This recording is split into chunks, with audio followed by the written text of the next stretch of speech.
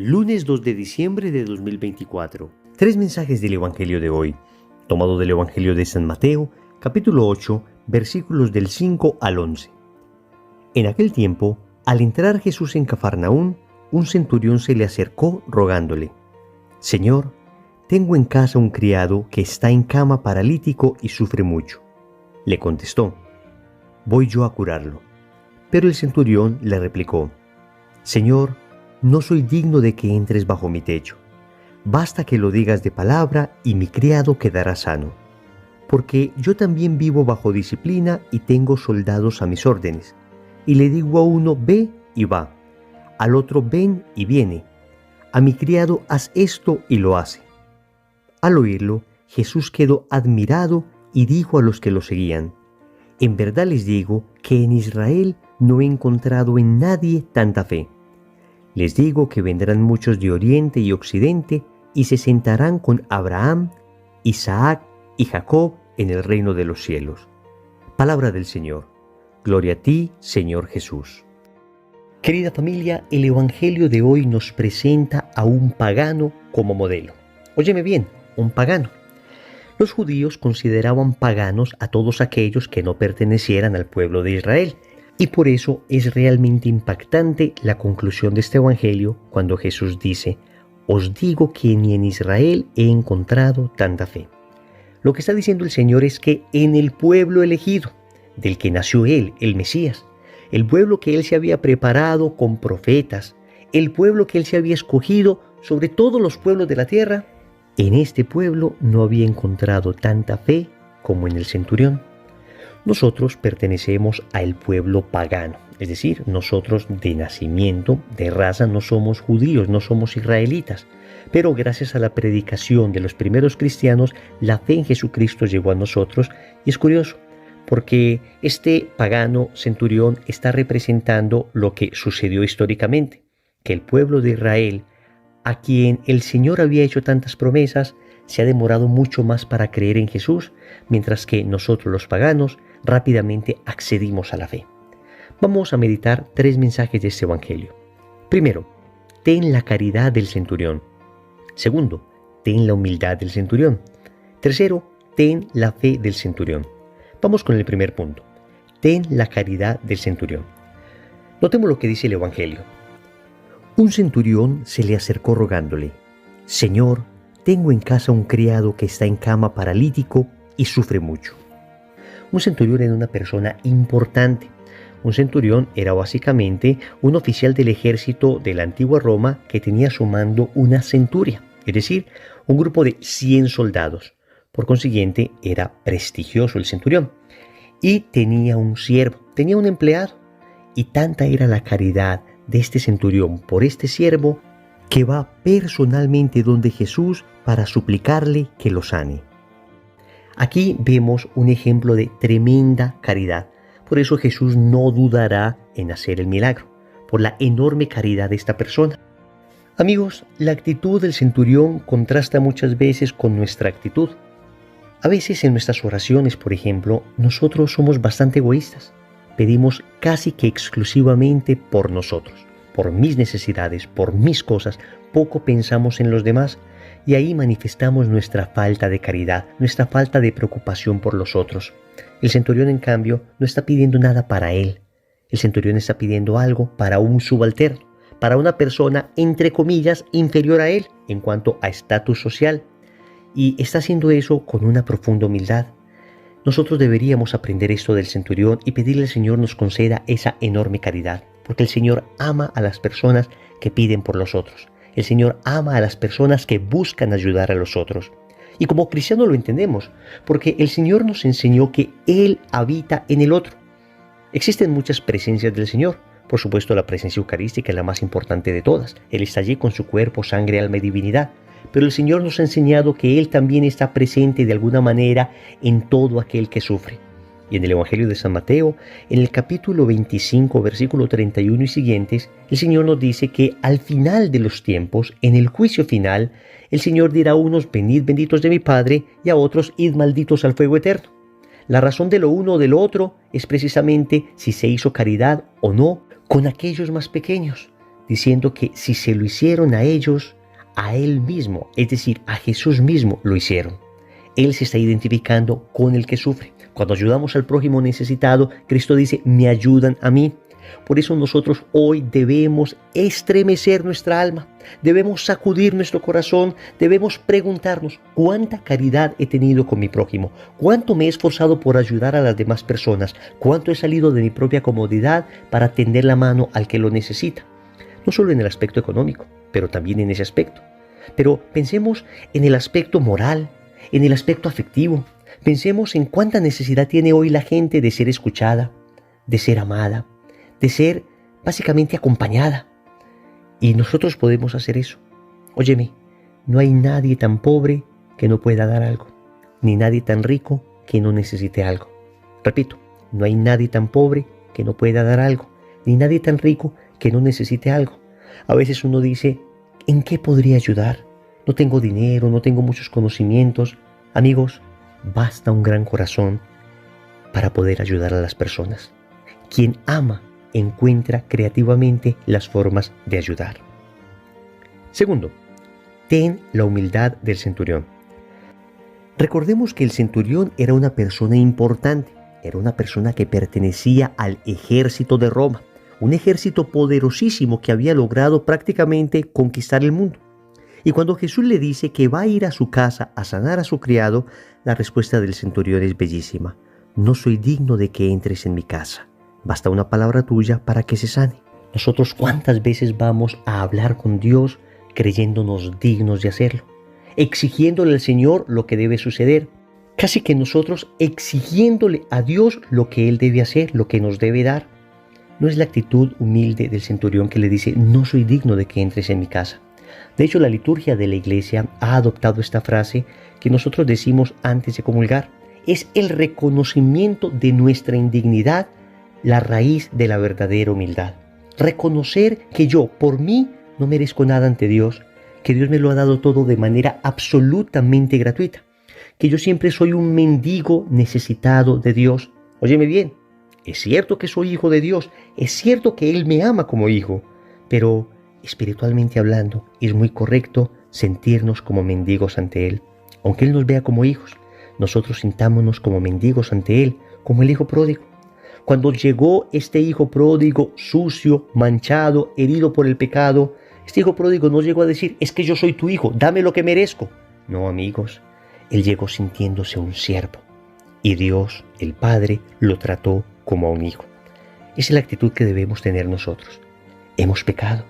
Ha sido vergonzoso nuestro pecado contra un Dios que ha sido tan bueno y tan maravilloso con nosotros. No vengamos nosotros ahora a creer que nos merecemos todo lo que Dios nos da. Al contrario, digámosle al Señor con profunda humildad, no soy digno de que me des nada. No soy digno de que me escuches siquiera. No soy digno, Señor, de que me regales tantas bendiciones. Pero una palabra tuya bastará para sanarme.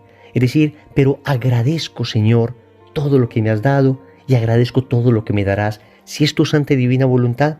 Y yo creo que especialmente en la oración debe haber una nota característica de humildad en cada cosa que decimos.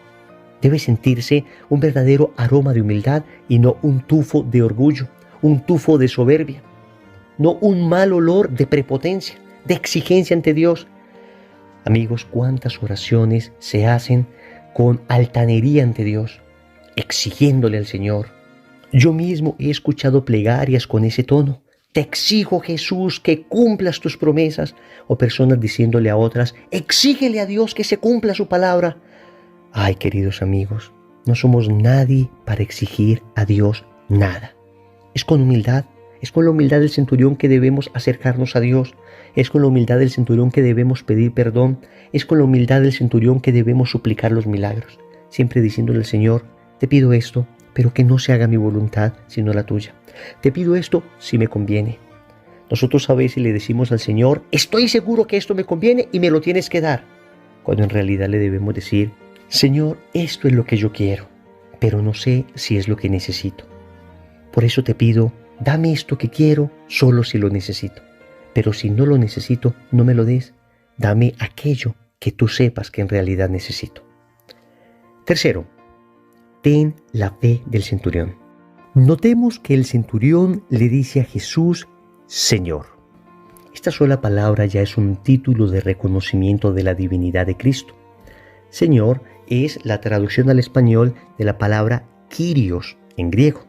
Y la palabra Kyrios es la traducción al griego de la palabra Adonai en hebreo, que significa Dios.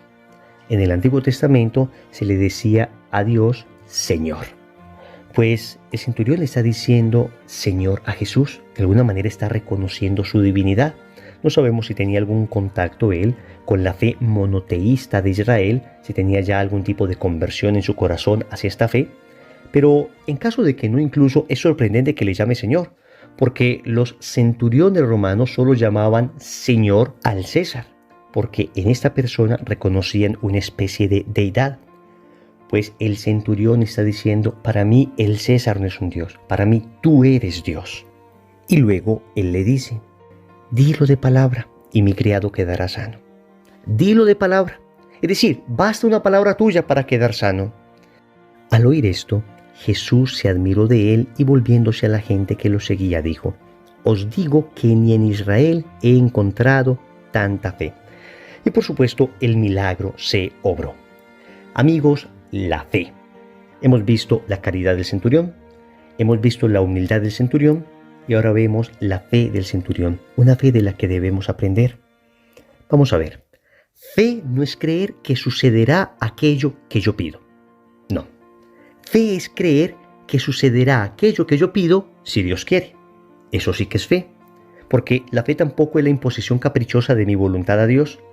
Al contrario, la fe es el sometimiento amoroso de mi petición a Dios. Yo le pido a Dios confiado de que Él puede hacer esto que estoy pidiendo, pero siempre lo someto a su querer. Siempre digo, pero que no se haga mi voluntad, sino la tuya. Pero tengo esa certeza en mi interior de que Dios puede hacer esto. Hasta un milagro, hasta la sanación física de alguien. Y esta sanación que se dio de este siervo del centurión no es simplemente un género literario. Efectivamente, Cristo sanó. Efectivamente, Cristo sanaba almas, pero también sanaba cuerpos, como parte de su ministerio de salvación. Y nos llama a nosotros también a ayudar las almas de las personas y a ayudar también sus cuerpos. Es decir, a ayudar a la persona de manera integral. Pero volvamos al tema de la fe. Nosotros necesitamos crecer en fe. Y para crecer en fe debemos pedir el don de la fe. Óyeme bien, la fe no es producto de un conocimiento, la fe no es producto de una terapia, la fe no es producto de un curso, la fe es producto de un don que se recibe. Y nosotros simplemente debemos estar abiertos a recibir ese don. Uno todos los días le debe decir al Señor, Señor, creo, pero aumenta mi fe. Señor, creo, pero aumenta mi fe. Porque es Dios el que nos puede ayudar a incrementar la fe en medio de las tentaciones que diariamente sufrimos. Y cuando vienen situaciones difíciles en la vida, pues a veces tenemos tentaciones de fe. Y te quiero decir una frase que me ha servido mucho a mí cuando tengo tentaciones de fe. Y es la siguiente. Solo tienen crisis de fe las personas que tienen fe. Repito, solo tienen crisis de fe las personas que tienen fe. Si tú en este momento estás padeciendo crisis de fe porque de repente pediste algo y no se te concedió, déjame decirte que si tienes crisis de fe es porque tienes fe. Pero, amigo, amiga, familia, no nos enojemos con Dios, no dudemos de Dios porque aquello que pedimos no se concedió. Puede que ni siquiera sea falta de fe, sino simplemente aquello no era voluntad de Dios. Y tú dirás, pero ¿cómo la sanación de esta persona no es voluntad de Dios? ¿Cómo conseguir este trabajo no es voluntad de Dios? ¿Cómo esto o aquello no es voluntad de Dios? Amigos, nosotros conocemos muy parcialmente la voluntad de Dios. Estoy seguro que cuando lleguemos al cielo y miremos los acontecimientos ya con una mirada sobrenatural, una mirada de perspectiva, una mirada que se orienta a la eternidad, entonces comprenderemos muchas cosas que aquí nos parecen oscuras, opacas, que aquí nos parecen difíciles de entender. Debemos tener una enorme humildad para decirle al Señor, hay cosas que no entiendo, hay cosas que no comprendo, porque te pido esto y a veces no se da. Pero, Señor, sé sobrenaturalmente que todo sucede para el bien de los que te aman y yo te amo. Y aunque no logre entender, sé que todo esto sucede para mi bien. Oremos.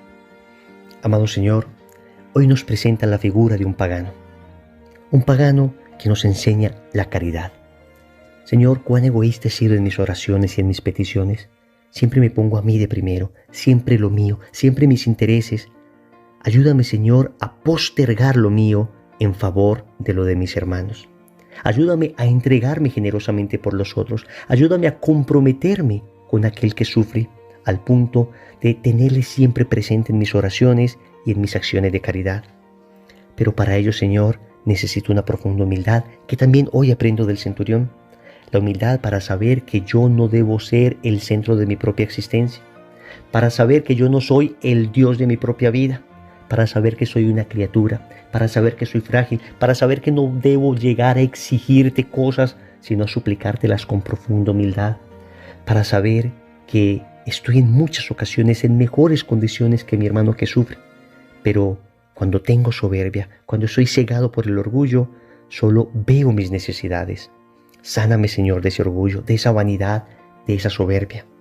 Finalmente te suplico, Señor, me concedas el don de la fe. Hoy lo digo 1,000 veces. Señor, creo, pero aumenta mi fe.